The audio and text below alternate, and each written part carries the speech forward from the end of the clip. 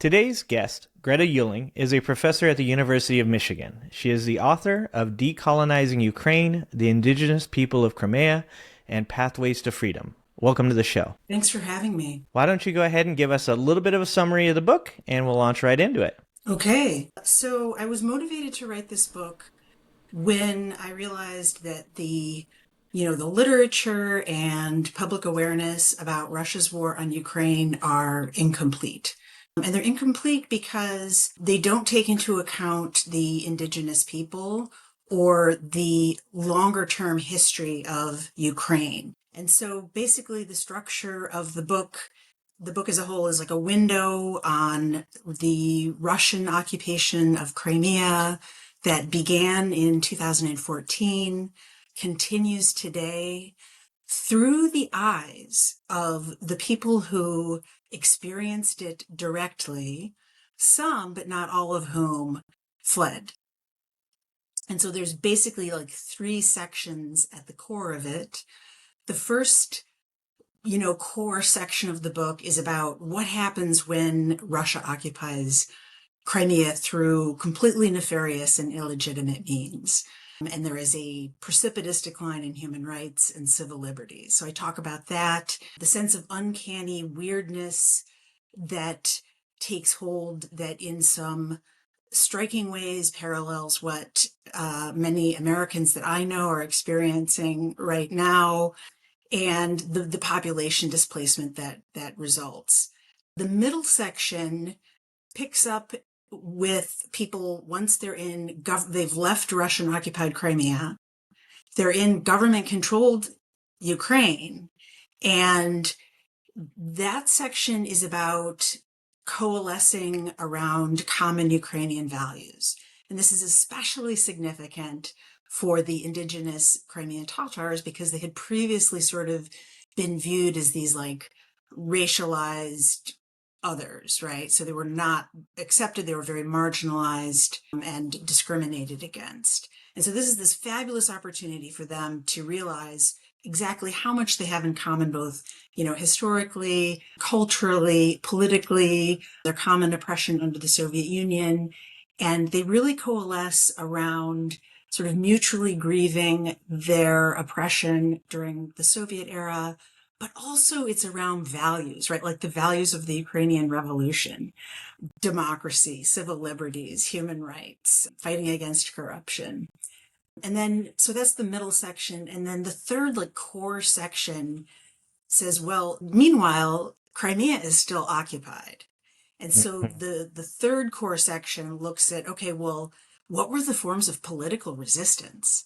And it turns out that long before Ukraine as a country launched a counteroffensive against Russia, the Crimean Tatars, the indigenous people, launched a counteroffensive of their own on the border in the form of a blockade that, stopped the unsanctioned trade in goods and cleaned up the border practices. And the people in Crimea had their own sort of, I call it a mycorrhizal network of support for supporting and resisting against Russian occupation and essentially maintaining their culture in an extremely adverse environment.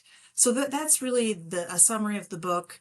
And basically it's a window on the Russian occupation.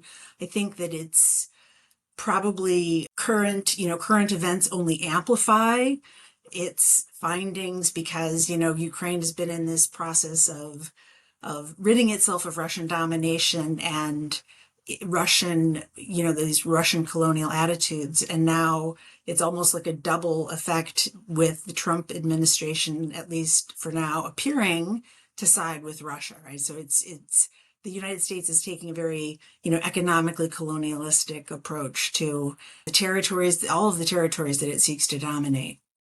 And I think that's really really pertinent.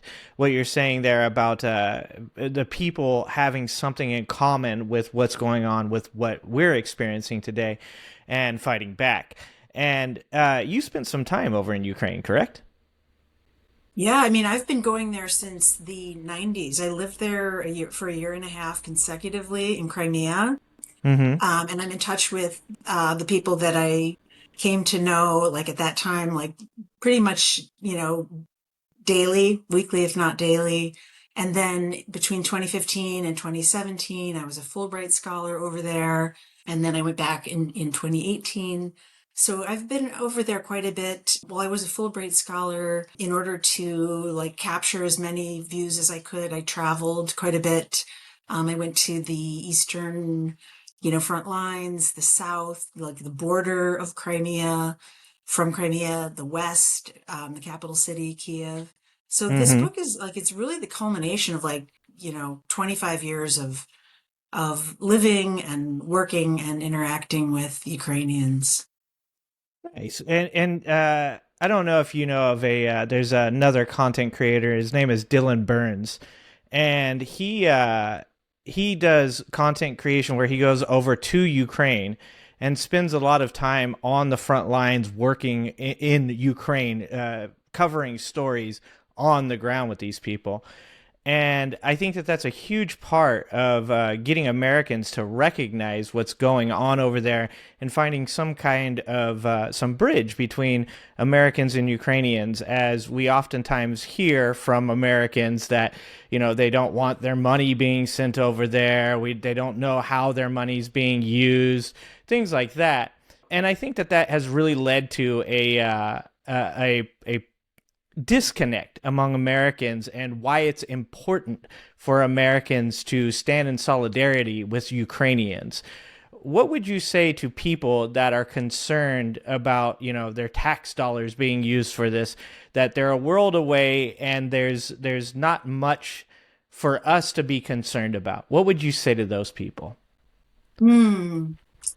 I think that's a really important question because they're actually really important, both like moral and practical security reasons that Americans should be supporting aid to Ukraine. So on the moral side, we should do it because it's about our integrity. We committed in 1994 to give them military assistance if their territorial integrity was ever violated.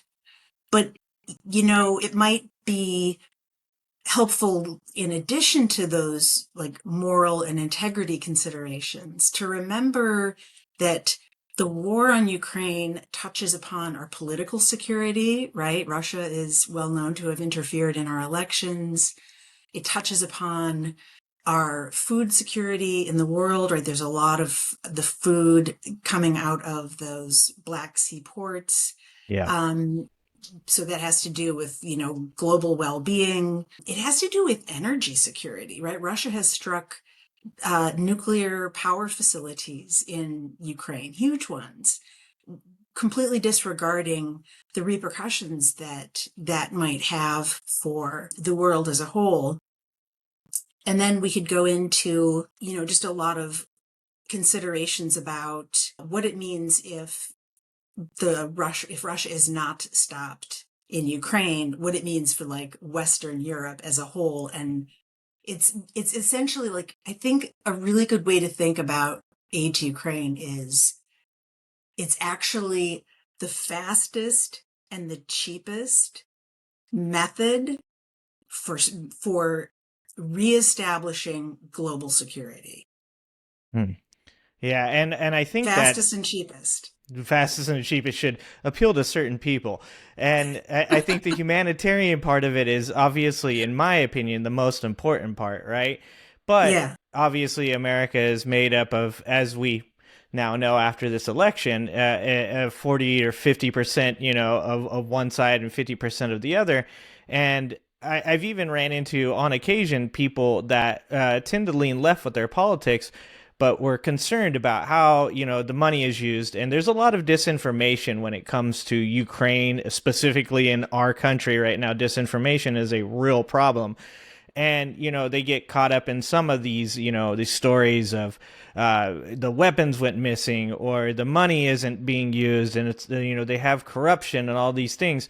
And I tend to debunk those types of things, but I think people like yourself being able to share stories of being there and talking to these people, and that gives a human element to it that allows people to see that these are just people that are fighting back against an invasion. And of course, we know that Donald Trump recently struggled with saying the words Russia invaded Ukraine, and it seems like unless people can really find once again a bridge to kind of connect why it's important for them to stand in solidarity with these people, they have a hard time because the disinformation weighs very heavily on them about how their tax dollars are being used, specifically right now, as we're seeing a downturn in our economy and potentially really tough times on people.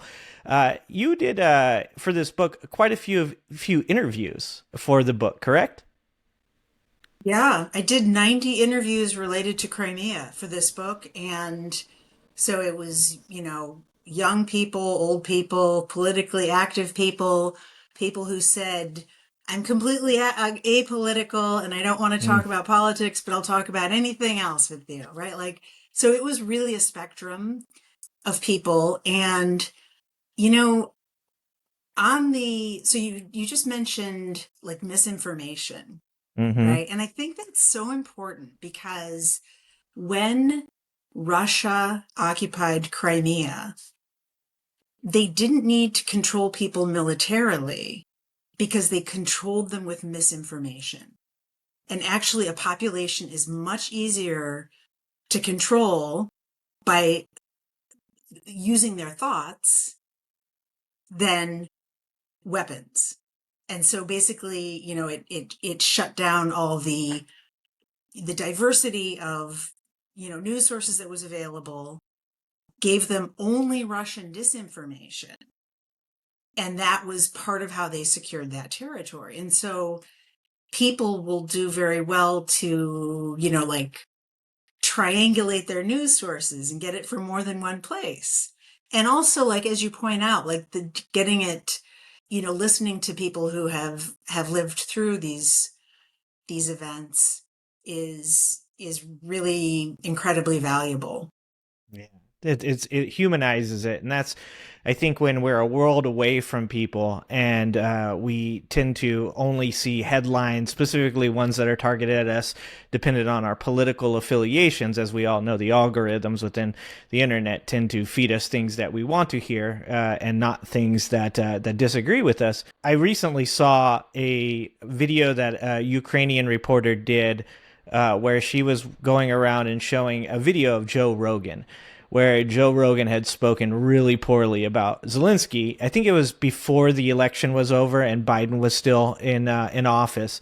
And Rogan was saying something along the lines of that Biden's going to start World War III. Ukraine just pretty much needs to capitulate and just put down their weapons, and or else there's going to be a world war that affects everybody else. And it was really eye-opening to see these people have to see a person that in some way represents us because he's such a big figure in the alt media here, and see their reactions to that, and it really humanized them because there was some very strong reactions to his take on that. And it says something about the Ukrainian people and how patriotic they are about their country and how they believe that this is actually, I mean, it should seem like a no-brainer, but how important it is to them to continue to defend their country, their sovereignty against Russia.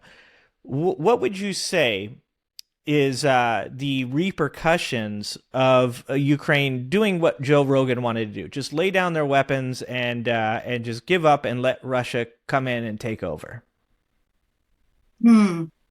Well, from my perspective, that's, laying down their weapons is not a way to prevent World War III. It's a way to start it, right? And I think that like those World War III, it's a threat narrative.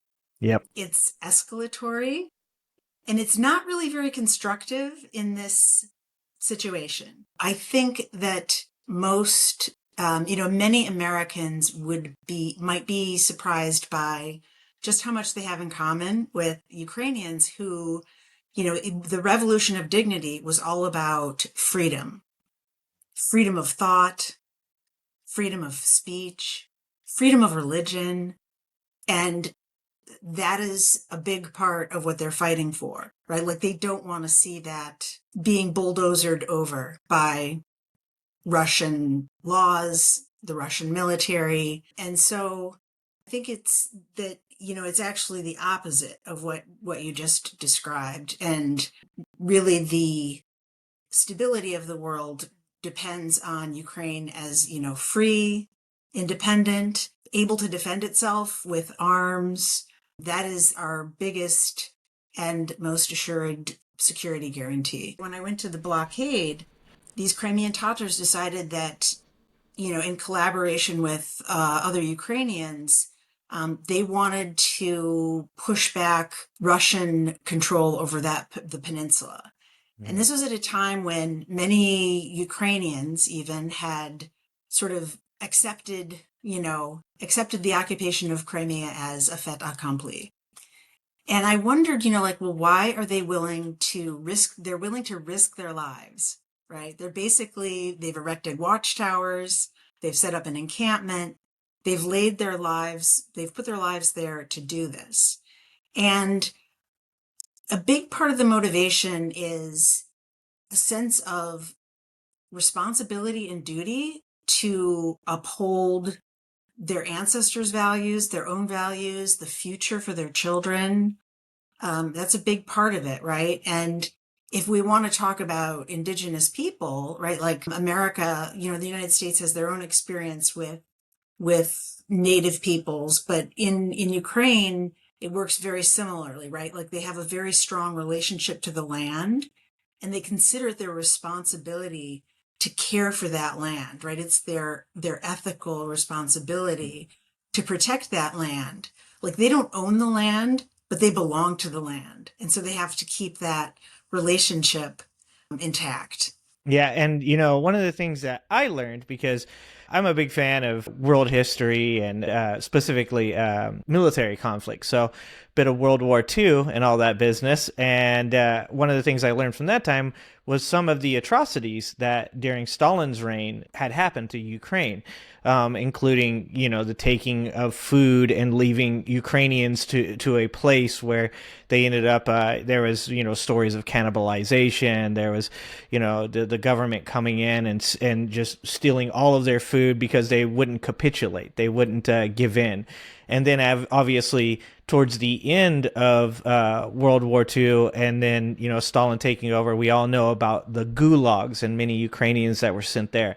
So this is once again you used the indigenous people of America and our encounters, which is a very embarrassing and shameful portion of our history. I think that when we look at what happened with the Russians and Ukrainians, there's obviously a history that puts Ukrainians constantly on the defensive. And towards the end of the Soviet Union, we saw the use of hypernormalization. We talked about disinformation. Hypernormalization was the idea that we're seeing here in America as well right now, that if something is said enough and is spread far enough, that it becomes normal. That, if Ukraine says they're sovereign, but Russia says they've never been sovereign, then Russia uses that to try to get many of the people within Ukraine, but obviously all of the people in Russia, to be behind this absorbing of Ukraine. And we see this right now in the peace talks between Russia and Ukraine being done with Donald Trump as, unfortunately, the head negotiator of that. And he's currently at least standing in some defense of not allowing Ukrainian territories to be taken. But how do you think that this current administration is going to handle the potential of Ukraine losing some of their territories to Donald Trump? I'm sorry, to, wow, Freudian slip, to Vladimir Putin.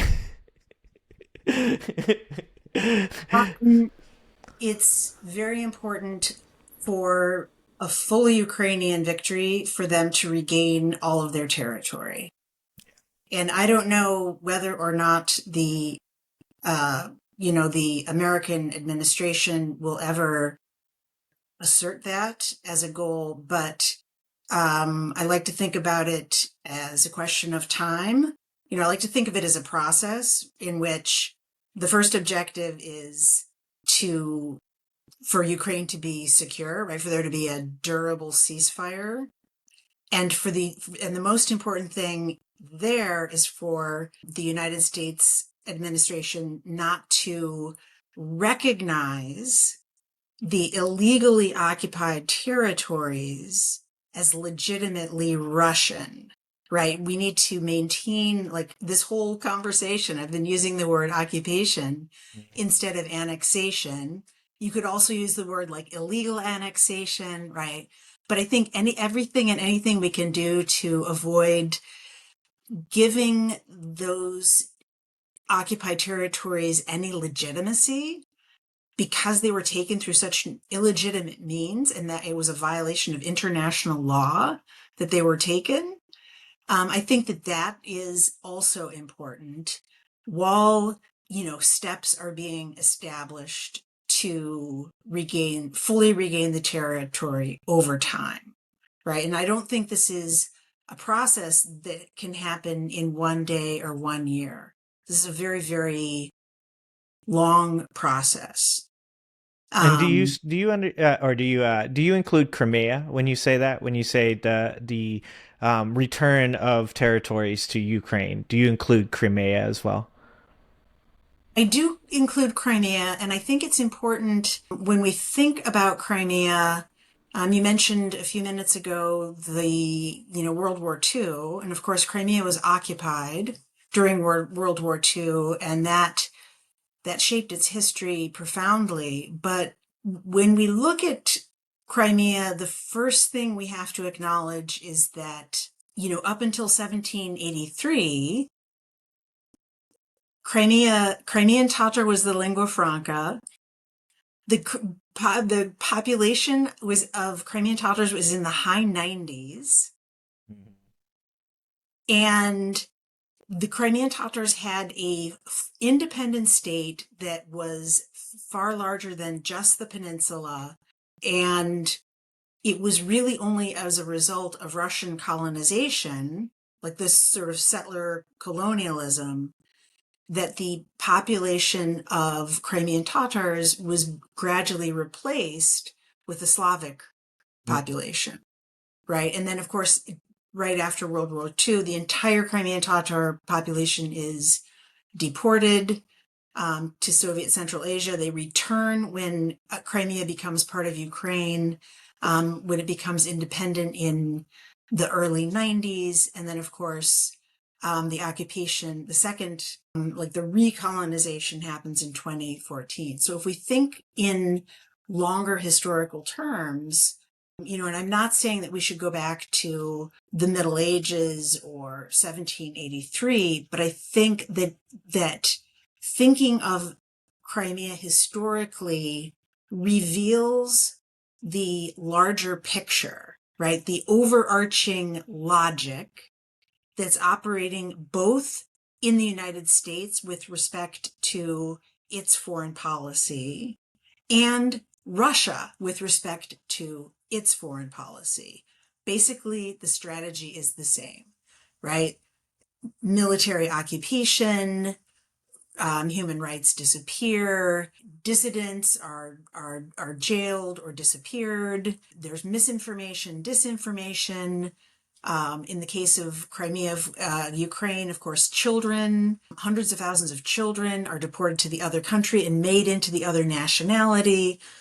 Hundreds of thousands of Russians are moved into Crimea. The estimate from, I believe it's Kharkiv Human Rights Group, is 800,000 Russians were moved into Crimea after occupation, right? This is a peninsula where the population usually hovers around 2 million. Wow. So what we see is this overarching logic it's very important to understand it as a whole. So it's not just like this terrible thing happening and this terrible thing happening. these things are working together because once you have this massive, massive Russian population in Crimea, then you say, oh, well, we have to protect them. We're the legitimate authorities, Yep. right? And that's just not true. That's great because actually, what I was going to ask next is one of the sources of disinformation is oftentimes people will argue, oh, well, the population within Crimea is actually mostly Russian. Therefore, they want to be part of Russia. They want to they're choosing to. And it completely does not take into account the fact that this was the plan in the first place to do it to these people, that they have been displaced from what would be their homeland. And once again, you can say to Americans, how would it feel to you to be taken from where you live and told, go somewhere else, and then have, a population completely foreign, well, not completely foreign, but foreign enough to enter into where you were living and say, now this is our land and you cannot return to it. Like, this is something that somebody was saying the other day about the putting down of the weapons and saying, oh, well, they should just give up.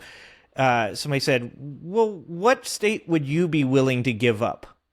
What portion of your homeland would you be willing to lay down your weapons and just allow a foreign occupier to come in and take? And, obviously no one can answer that question, right? Because nowhere. When you spoke to the ties to the land, and we all have this as human beings. It's something that is greatly underestimated because in our culture here in America, we're very entitled. And that's not a horrible thing. It's great that we have, done so well within our society to get people to a point where some of these things, are a little bit foreign to us because we don't understand them, because we don't experience them. And I think that's why it's really important that you lived over there and you're a part of it. You know, you said something really interesting that what you're hearing people say, oh, well, the people of Crimea wanted to be part of Russia, Mm-hmm. right?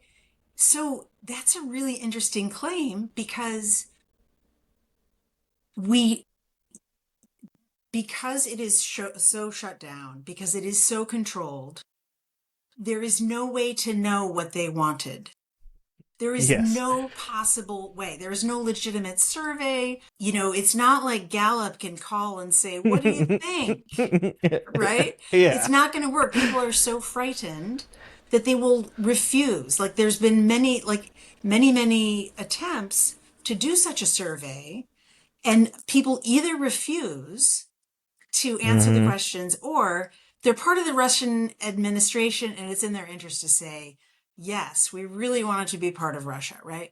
So that's the first thing. But the other thing about they wanted to be part of Russia, not only do we not know, but I do not think that Russia would need to take such extreme measures of imprisoning people, torturing people, deporting people, cybersecurity throughout the entire internet, if people just were able to speak freely, right? Like they would not Mm-hmm. have to take those measures if if there wasn't dissent, right? And then also we need to think about that. I think it's really important to know that there was a so-called referendum right after the Russian military went to Crimea, and the Russian administration gave out some numbers about how everybody voted to be part of Russia. Well, the first thing that's wrong with that is that on that referendum, it was against the law. There was no way to vote to stay as part of Ukraine. They bussed people in from Russia in these little carousels to vote multiple times. And after they reported the sort of fancy high numbers of all these people wanting to be part of Russia, they then, we don't know if it's inadvertent, but the President Putin's Human Rights Council released new numbers showing that actually much smaller numbers of people had voted, and the approval rating was actually a fraction of what had been originally reported at the get-go. So that it's just like, not really. Yeah, and that's funny because it's almost like some of the polls that go around in America that they sound as though they are one thing, but then when you get to see the questions on the poll, you recognize why they ended up with the outcome, pointing the outcome towards the outcome they wanted. Obviously, not including, do you want to stay with Ukraine is an issue, and it's funny too, also that a lot of what you say about how the Russian government goes about manipulating the populace and manipulating these polls is also something that we hear from people like Donald Trump about America. Oh, they're doing this, they're doing that. It's almost as though he spends more time watching Russian media than he does American. What do you think people think right now in Ukraine? Like, what does the average everyday citizen think about the peace talks between Ukraine and Russia? Obviously, nobody wants to see their son, their brother, their cousin, their uncle losing their life in a war, regardless. But when you have such a tie to a history of aggression from Russia, as they were the invader, regardless of what Donald Trump says, what do you think those people think about the peace talks? Do you think that they're still willing to continue the fight as long as they have the backing of at least the European nations? Or do you think they're ready for the peace? Do you think that this war has gone on too long for the Ukrainian people? Hmm. I think that the Ukrainian feeling about the United States is one of betrayal, Yeah. because we gave them arms, not enough to win, but enough to keep going. And now there's no Ukrainian family that hasn't been touched in some way by loss. And so that's the first thing. I would say, unequivocally, that while Ukrainians are ready for peace, they're not going to give up their country, Ah. right? They're not going to stop fighting, with or without the European Union, because it's their country, right? It's where they live. There was a phrase about Switzerland that, every person was a warrior, and that it was really, I think that there's a strong parallel to Ukraine. In fact, President Zelensky even said that, gosh, it must have been about 18 months ago, right? That every Ukrainian is a warrior, because every Ukrainian is contributing to the defense of Ukraine in some way. It could be through weaving camouflage nets. It could be through sending food to the front. It could be requalifying as a medic and going to the front. It could be working with IDPs. It could be enlisting. It can be a thousand different things. But every Ukrainian is a warrior right now, and they will not give up.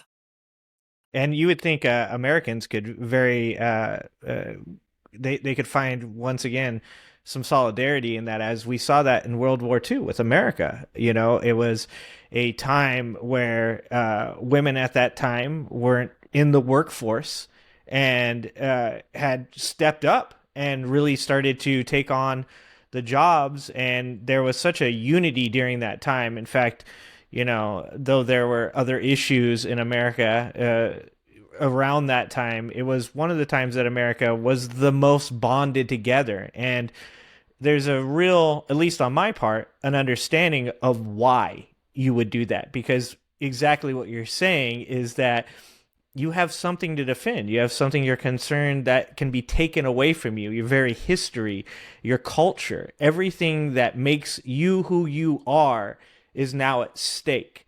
And when you have Russia, which is this gigantic country, breathing down your neck, and has been for all of history. Like I said, this didn't start in 2014.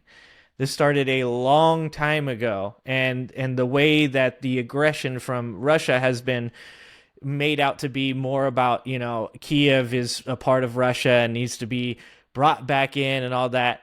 When we look at things like minerals, when we look at things like military reasoning as to why they don't want them to be a NATO country and all of that, we see that Russia, this isn't about bringing them into the fold. This is about displacing them. Would that be correct? Placing Ukrainians. Yes. Do you think the same thing would happen that happened with in Crimea would also happen to Ukrainians? Would they Oh, yes. displace them? Yeah.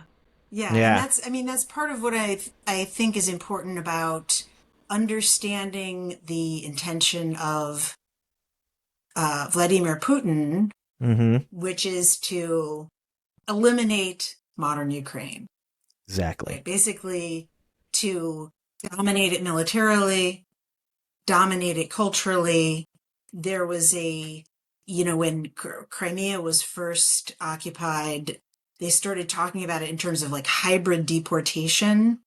And they called it hybrid deportation because essentially conditions became so inhospitable that people fled just to preserve their lives.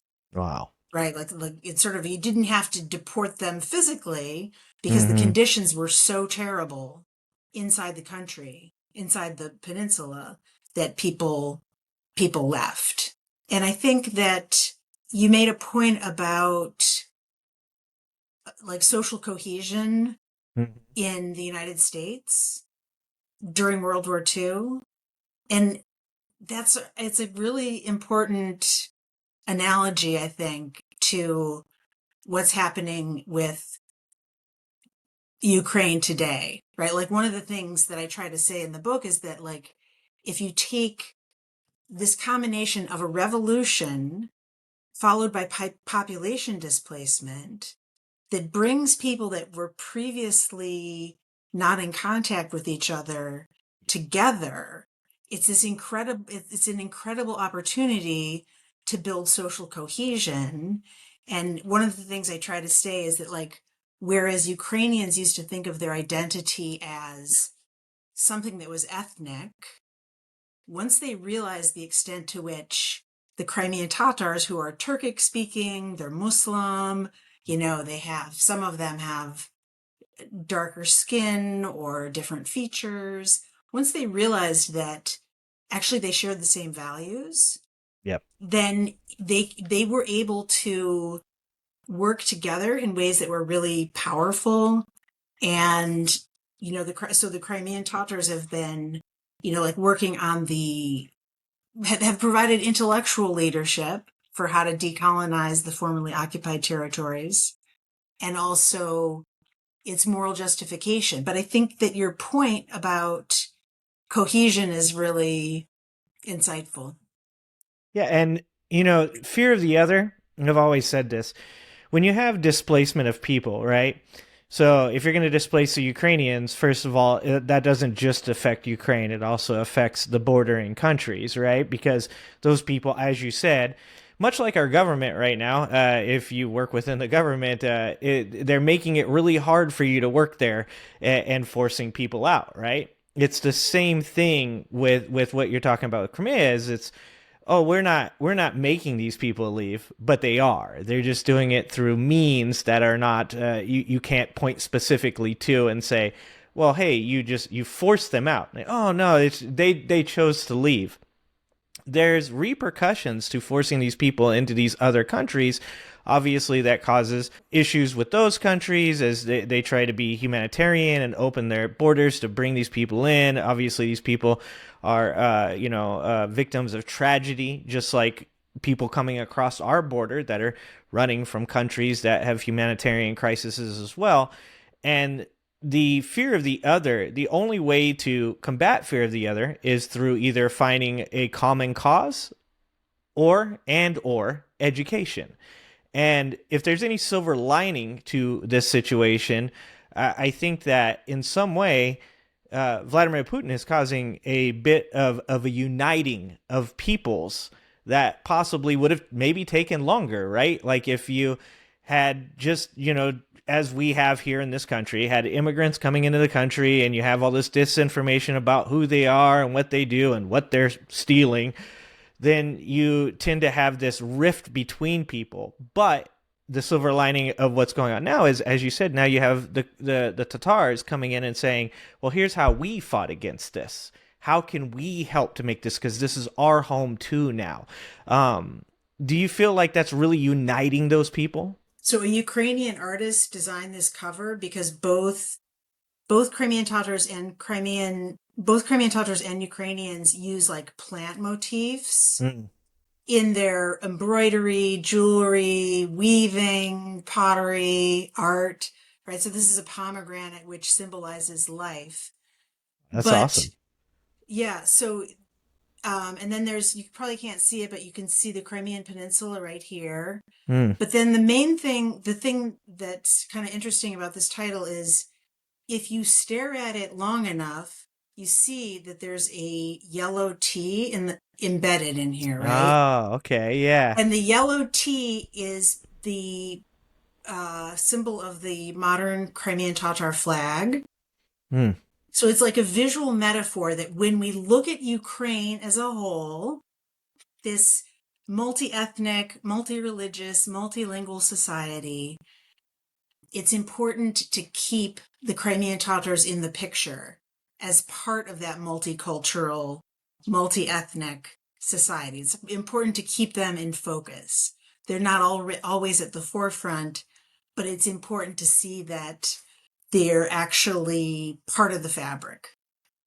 And do you think, obviously, we've talked about humanitarian reasons being the most important, at least in my opinion, and I'm sure you share that viewpoint.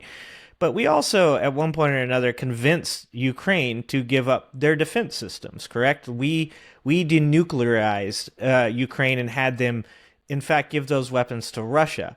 So, do you think, does America have a responsibility in getting them to accept those terms, to also step forward and defend Ukrainians as they are now? Without a question.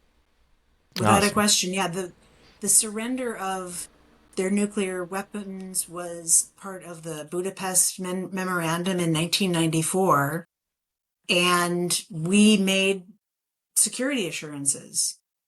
If your territorial integrity is violated, we will step in militarily, Yeah, and one right? of the And it's important. This is, you make a really important point because failure to keep that particular commitment is mm-hmm. essentially like an incentive for many countries to arm themselves with nuclear weapons, right? If we don't honor commitments for common defense and mutual security, then it's a Hobbesian world of, survival of the fittest, Yep. each man in each country for him or herself. Yeah, and the dismantling of USAID and stuff like that lends to that the further America steps back from the world stage, something that happened after World War II. I have George C. Marshall up here on my bookshelf, and George C. Marshall obviously was a big part of creating the foreign aid programs that really helped to stabilize the rest of the world after World War II. And when America steps back from that role, it leaves a vacuum that will lead towards somebody choosing to fill that role, or no one. And if no one chooses to fill that role, then we leave ourselves open to Russia. And Russia has made no. They may spread disinformation, they may lie, they may hyper normalize crazy stuff. But the one thing I think that they say honestly with their chest is that they are imperialists. They feel they should have the bigger slice of the pie, and taking Ukraine would be a portion of that. And it's not going to stop there. So, do you think that the countries surrounding Russia are at stake if Ukraine is, if we capitulate, if Donald Trump says they don't get any of their territories back and they have to, in some way, demilitarize. Does that put the countries surrounding Russia also at stake? Absolutely. Absolutely. And I think this is why, the Baltic countries in particular have been very vocal and are in within the European Union in terms of, making Europe's response to Russian aggression stronger. And that's why I'm actually extremely proud of our European allies, as you said. When we don't step forward and we don't hold up to our end of the deal, it makes other people, as I was saying, like USAID, when we don't fulfill those contractual obligations, it makes people go, "Oh, wait, maybe we shouldn't be doing deals with America if they're not going to follow through." Even though I do not, I've said as far as the Israel Hamas conflict, I have a very different way of looking at things than I think most people do. And that is that, I believed at the time that Israel had a right to defend itself and that America, as its ally, had to initially support them because they have contractual obligations. Now, everything that happened after that initial obligation I disagree with, and I think that Joe Biden was a great president domestically, but I think that he had some foreign, specifically the Israel-Hamas conflict that I didn't agree with, and I did say in defense of Biden during that time, well, America has to say to their allies, when it's time to defend you, we will defend you, and we will determine whether or not that support continues based off of the actions that you take after our contractual obligations are fulfilled. So somebody like Ukraine, who we have asked to denuclearize, and then we put in this really bad position against this, gigantic aggressor. I think if the rest of the world sees us not step forward and put forth the type of defense that an ally deserves, then we're opening ourselves up to not just Russia choosing to then perhaps go further in their war, but also to embolden their allies, to embolden China, to embolden Iran. And when we look at Taiwan, right there off the coast of China, and we say to ourselves, well, what effect does that have on our foreign relations? Do you think that somebody like China seeing us capitulate to Russia could lead to further conflicts like China and Taiwan? Well, it's all interconnected. So yeah, I mean, I agree with you that there are global implications. And I think, if we think about like Russia was so successful and basically an almost bloodless takeover of Crimea that sets a very like dangerous precedent. So yeah, I do think that we should be concerned about places like Taiwan. I don't think that, there's been a lot of discussion about the extent to which Putin can that Trump's support of Putin would conceivably weaken Russia's relationship with China. And Mm-hmm. I don't really see that happening. Um, Mm-mm. but of course, what happens in Ukraine will definitely have global implications, and it's important to think very carefully about the precedents that are being set. Yeah. And I say that as well. It's funny. Yeah. One of the points I make quite often on my show is that I don't think Donald Trump understands that he's the third wheel in that relationship. That obviously support between the Soviet Union and China goes all the way back to China becoming a communist country when Mao Zedong took over and the nationalists made their way to Taiwan as their last defense. I think that Donald Trump, in my opinion, is a patsy when it comes to Vladimir Putin. I think Putin, one of the biggest mistakes here in America is our problem with American exceptionalism, and that is that we're the best. There's nobody here that could possibly be taken advantage of.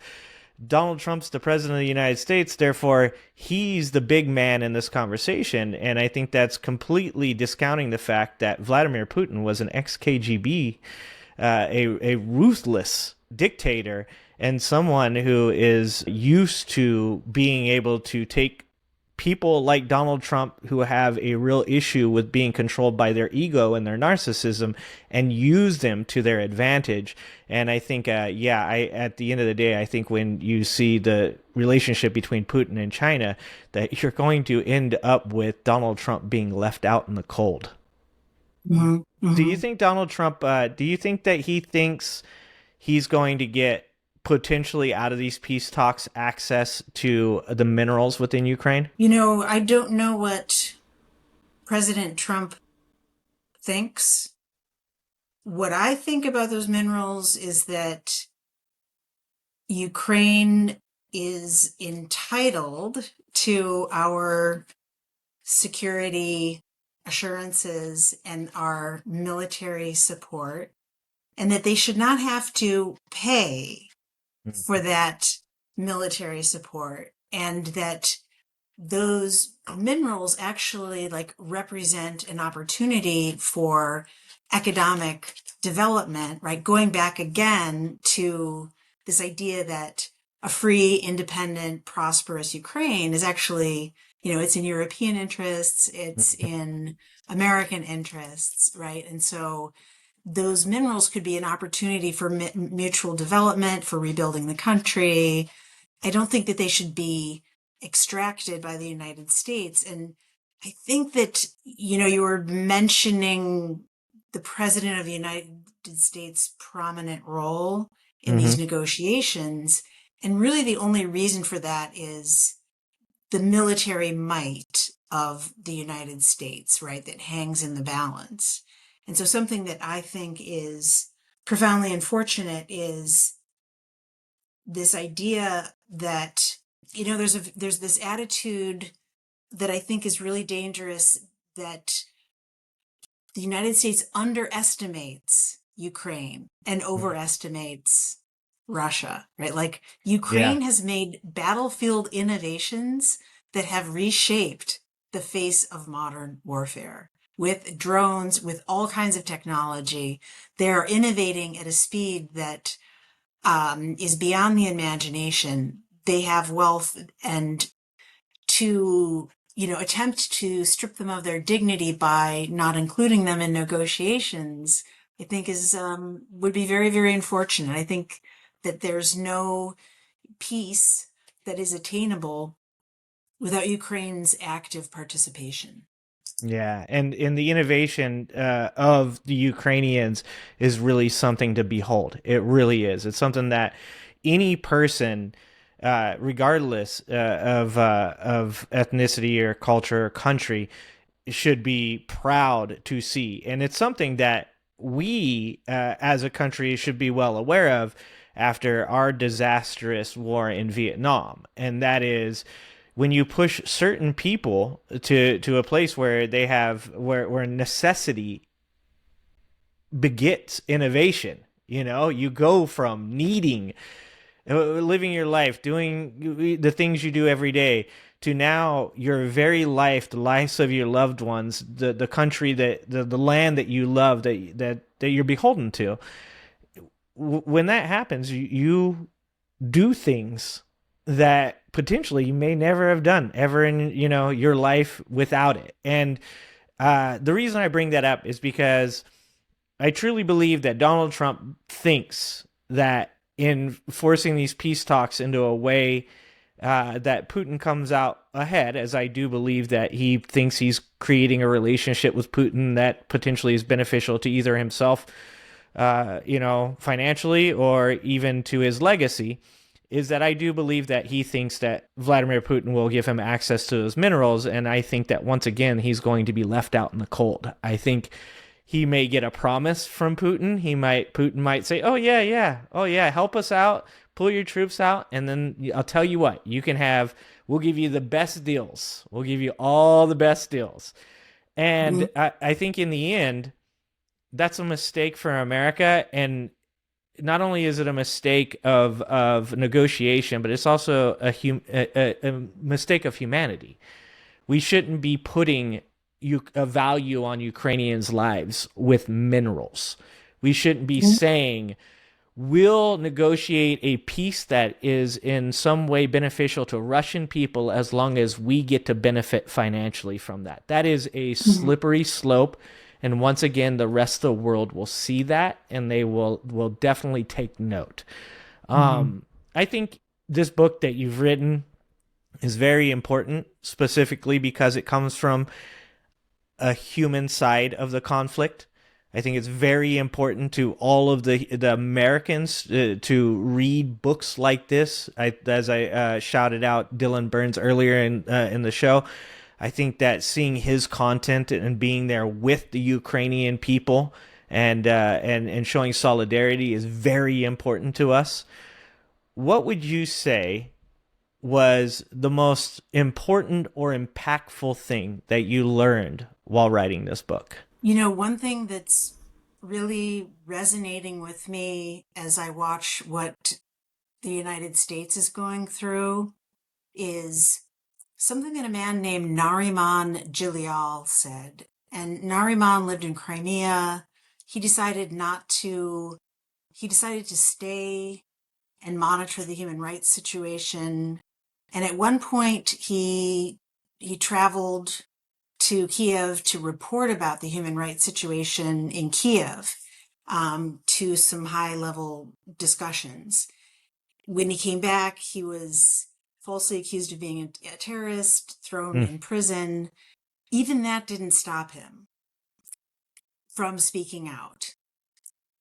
And he spoke a lot about how he spoke about the importance of inner freedom when you're in a situation of outer unfreedom.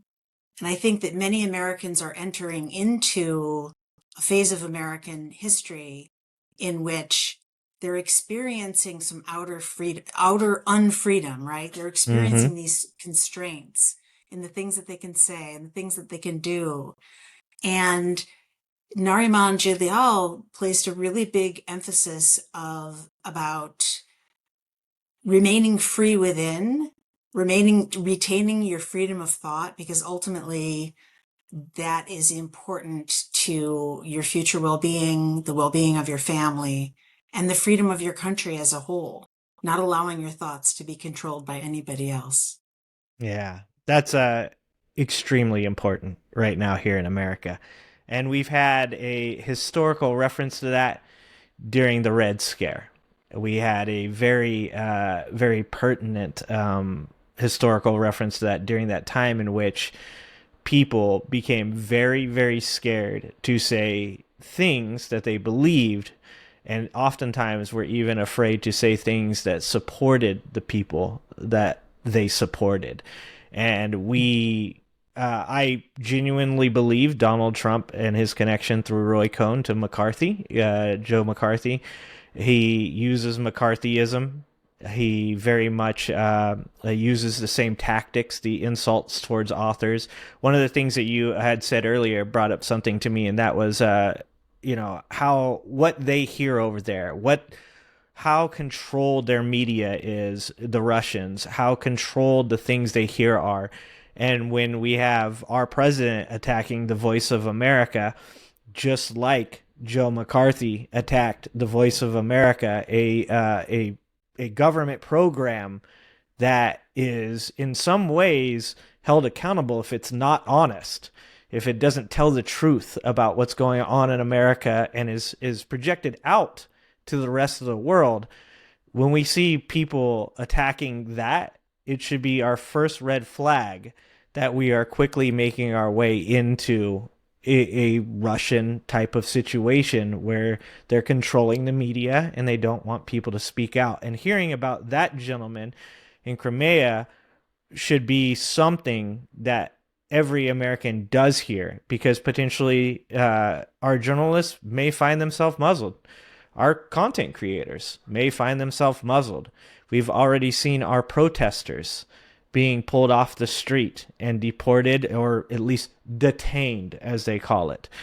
And the more that we see these types of things happening, the more likely it is that we're going to find ourselves in situations where we have to define for ourselves what is freedom, and is the unfreedom that we are experiencing outside, are we going to allow that to suppress our inner freedom? It's very Mhm. important. That's a great, thank you very much for sharing that. That is amazing. Why don't you tell everybody where to find your book? Well, you can find it anywhere books are sold. It's on Amazon.com, or you can find it at the Roman and Littlefield website simply by typing in my last name, Uehling. And if you want to follow me, go to GretaUehling.com, because that's where you'll find links to all my social media, past interviews, bio, other publications, all of that. So GretaUehling.com is kind of the central location. Thanks for watching. If you like this video, please like and subscribe and hit that notification bell, and check out that video on the screen now.